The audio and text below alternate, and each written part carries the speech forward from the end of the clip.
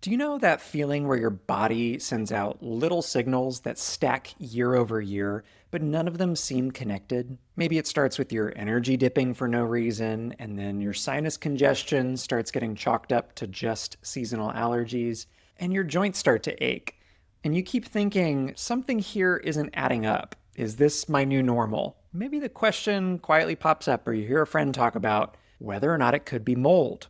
And you almost brush it away because it sounds too simple or too strange or has gotten brushed away in the past. By the way, I'm Dr. Kenny, root cause health detective, and I approach symptoms exactly like this, as clues in a larger context of patterns that your body is trying to communicate. So if that question is sitting in the back of your mind, this video will help you understand whether the mold and mycotoxin symptom pattern actually fits your experience. And if you're already nodding along and enjoy content like this, tapping the like button helps this message reach someone else who's been wrestling with the same question. When that question of mold is sitting in the back of your mind, most people around you are already moving on with their day. And from the outside, it looks like you're functioning fine. But on the inside, when it comes to mold, it often feels like you're quietly holding a puzzle where none of the pieces are actually fitting together. You might notice that you've become the person or somebody in your life tells you that there's a separate reason for each symptom. Your fatigue and hitting a wall is just the busy season, or take this ashwagandha, or your sinus congestion is just allergies, take this bee pollen, or your gut changes are just stress, try this probiotic. Individually, each one sounds reasonable, but taken together, there's a part of you that knows this is all connected somehow. Something doesn't add up. I hear patients that come in all the time and say they wonder if they're overthinking or that they're just expecting too much from their health as they're getting older. And I'll tell you, that's one of my least favorite things to hear. Oh, you're just getting older. When I see these symptoms stacking up in my practice, this is often the time where mold and mycotoxins start to enter the conversation. Not as some dramatic diagnosis or panacea, but as one possible load on the system that's already doing too much. But why do mold symptoms often feel so random? When you live inside of this kind of health experience, one of the most confusing parts is how disjointed everything can feel. The most common symptoms associated with mold illness include issues with energy, concentration, skin issues, joint pain. The list goes on to these seemingly unconnected body systems. But that's the thing that functional medicine realizes is everything is connected. Because these signals can pop up in different parts of the body, the story often gets chopped up where you're bouncing between specialists. One provider focuses on your fatigue and low energy, the other focuses on your mental health, one on your sinuses, and you're just bouncing around with this incomplete picture. Each visit may make sense in its own lane, especially when we're living in what I call symptom land.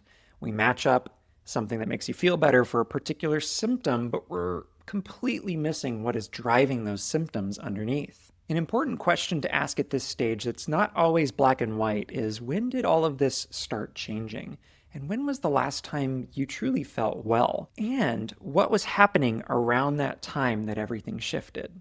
When mold and mycotoxins are a part of your picture, they rarely show up as a signature symptom. They tend to stress out several lines of communication, including how your gut talks to your brain, or how your hormones handle stress, or even how your immune system reacts to what you're breathing in or eating regularly. From your perspective, it can feel like chaos.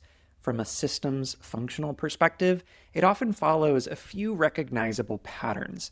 And these patterns become easier to see when you stop thinking in the long lists of symptoms and start thinking in clusters. I have patients that come in all the time that say they've been shamed by a practitioner, A or B, because they've turned to Dr. Google. And I think that's one of the worst things that can strip empowerment along this process. The true problem is when you encounter a long list of symptoms going through Dr. Google, it's easy to see yourself in everything, or in the opposite way, to shut down and see yourself in nothing. Neither of those responses is helpful when we're starting to make grounded decisions about your health, and you know your body better than anyone. A useful way to start making sense of this seemingly unrelated puzzle is to listen for clusters. For many people whose systems are stressed by mold and mycotoxins, Certain areas tend to start speaking up together, even if the exact details differ from person to person. There's research that shows the breadth of issues ranging from breathing issues to fatigue and pain, but when we start to put the clusters together, things can start to make more sense about how the mold and mycotoxins are affecting your chemistry. One cluster tends to live in energy and recovery. You might wake up feeling exhausted, or maybe you crash harder in the afternoon than ever before, or you feel particularly sore even after light activity. It's not just being tired. This is your baseline capacity reacting to the stressors of mold and mycotoxin. Another cluster tends to show up in sinuses and breathing. This can look like congestion that never fully clears, or having to rely on allergy medications for long periods of time, or even a chronic morning cough, or having to blow your nose, or even shortness of breath with very little exertion. These are the symptoms that I see in Texas, California, and Florida that often get shrugged off as just allergies, prescribed an over-the-counter for symptom relief, and then we don't really dig much deeper into the why. A third cluster lives in the digestive tract because mold and mycotoxins can contribute to bloating, constipation, changes to your bowel regularity in general, looser stools, or even new food reactions when we talk about the gut immune involvement. There's also a mood and mental health cluster because the stress on the systems can directly affect your mental bandwidth and capacity. And lastly, a hormone and metabolism cluster. When stress chemistry is prolonged, it can affect things like sex hormones, as well as disrupt your energy production and your ability to actually break down fats, carbs, and proteins efficiently, because that's where the mycotoxins often work, is at the cellular level. You may experience a single cluster or several clusters simultaneously, and that is what makes mold and mycotoxin screening so difficult oftentimes. But functional medicine attempts to really shift the dialogue on symptom management and matching it with a drug or even a nutraceutical or supplement, and saying, how are these symptoms related? Why are they happening? What's going on underneath that is causing the expression of them? And if you're the kind of person who does like to see how all of this lines up with the actual research, I've put together a brief summary of the research I used for this particular video. It's free, it's easily digestible, and you can grab it in the link or the pinned comment below. Now that we've talked about the clusters of mold and mycotoxin symptoms, a question that comes up here oftentimes is, if this is mold, why am I falling apart while my partner or my family member mostly seems fine? From the outside, it can look like, oh, you're just the sensitive one, or you've always been that way, or you're the one whose body just can't keep up for whatever reason. Of course, this is incredibly dismissive. What's usually happening is less about any sense of personal weakness or capacity, and more about load on the system. Each and every one of our bodies and minds has a history, past gut issues that add up, stressful seasons in life or major life transitions, sleep debts, medication exposures, pregnancies, infections. All of these things add up. They shape how much extra burden your system can absorb before it starts to speak up louder and send off those signals of symptoms. Some research reviews suggest that mold and mycotoxin exposure may hit harder in people whose immune systems are already dealing with too much. And I see this fit real life oftentimes. The more stress and healing energy that is required ultimately, the less it can comfortably deal with the potential burden of mold and mycotoxins. So you can see how two people living in the same house with the same amount of mold exposure may have very different presentations. Maybe one has a different genetic backdrop or gut health history or a nervous system that's been dysregulated for some time, where the other person might feel off too, but their symptoms are generally quieter or easier to ignore. When we start to see it this way, we can shift the story from why am I so fragile or not good enough to my terrain was already carrying a lot, so it makes sense that my body spoke up first.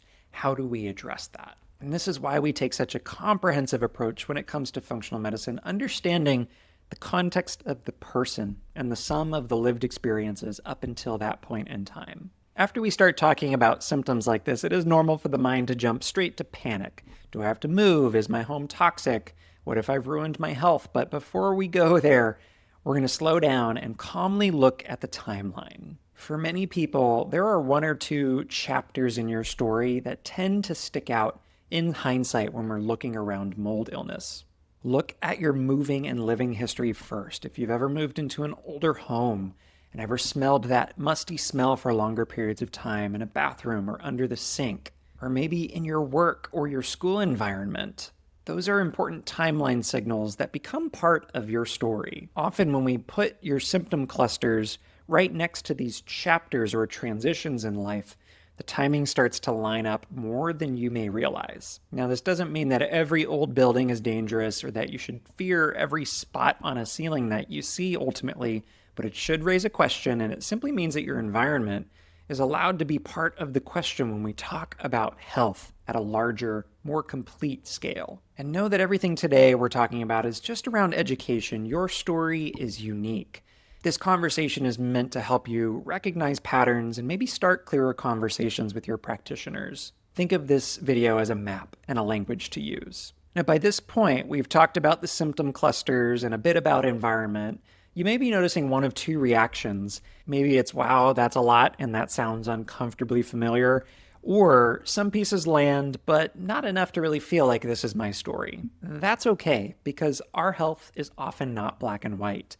If you see yourself in several pieces of the clusters, especially around the same window of time or chapter in life, it doesn't mean that mold and mycotoxins are the only thing going on. There's one thing I've learned in functional medicine, it's that things don't happen in isolation. Your symptoms and your timeline are incredibly useful information, and that's a great place to start before any testing or decisions or protocols.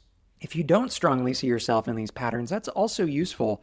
It might mean that your symptoms are being driven by other root causes: stress chemistry, hidden infections, autoimmune situations, hormone disruption, poor sleep quality. All of these or something else entirely can contribute to similar clusters. Either way, the most important part of doing this kind of detective work is finding the patterns unique to you and being able to communicate them so that the pieces can be put together. The goal of this video is not to have everyone walk away saying, oh, this is mold, but it is to make more sense of your body's symptom clusters and to hopefully have a clearer starting point when it comes to having the next conversation. For some people, just starting to see some of these patterns is enough to feel more grounded when you're having these health experiences. And if you're in Texas, California, or Florida, and you'd like time to potentially map this out, I offer a free health mystery map call where we go through your story a little bit more specifically and to see if my approach to systems-based functional medicine might be a good fit for you. The link is in the description below. And know that when you've been living with confusing symptoms for a long time that are hard to communicate or that most people aren't also experiencing, it's easy to start seeing your body as the problem or a project that needs fixing. From a root cause lens, it's often the exact opposite. Your body has been doing its best and it's sending up signals in predictable ways, and that's what the decoding process is all about. Even in the research, people in damp and moldy environments often describe these symptoms that you might be familiar with: the brain fog, or just low energy, or feeling unlike themselves. Those are important signals, and I hope nobody tells you otherwise. The next question that comes up when we start to sensitize this conversation around mold and symptom patterns and stress chemistry is, if my systems are overloaded, what else might be contributing to that overall burden on my body?